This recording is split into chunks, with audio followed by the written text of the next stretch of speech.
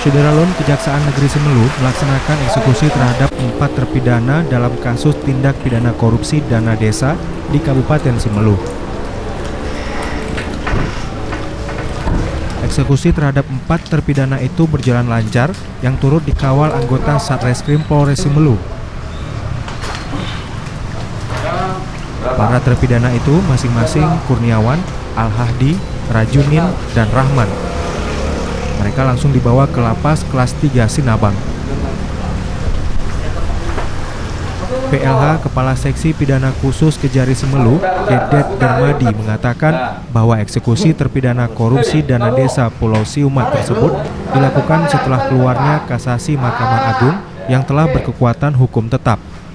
4 terpidana ini berdasarkan putusan kasasi dari Mahkamah Agung tanggal 23 Juli 2020. Kita terima putusannya dari Mahkamah Agung.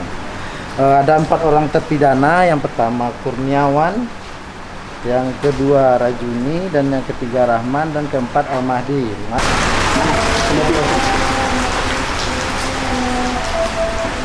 Secara terpisah, Wakapolres Semelu Kompol Raja Gunawan mengatakan bahwa pengawalan terhadap terpidana korupsi dana desa itu berdasarkan permintaan dari Kejari Semelu. Kita melakukan pengawalan atas permintaan Jaksa Penuntut Umum Semelu. Jadi untuk melakukan pengawalan terhadap mereka yang akan sebentar lagi kita bawa ke kantor kejaksaan.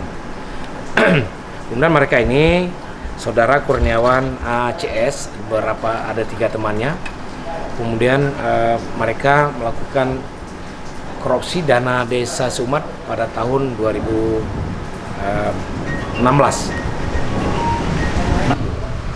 Sebelum para terpidana dibawa ke lapas kelas 3 Sinabang, terlebih dahulu dilakukan rapid test COVID-19 yang hasilnya negatif.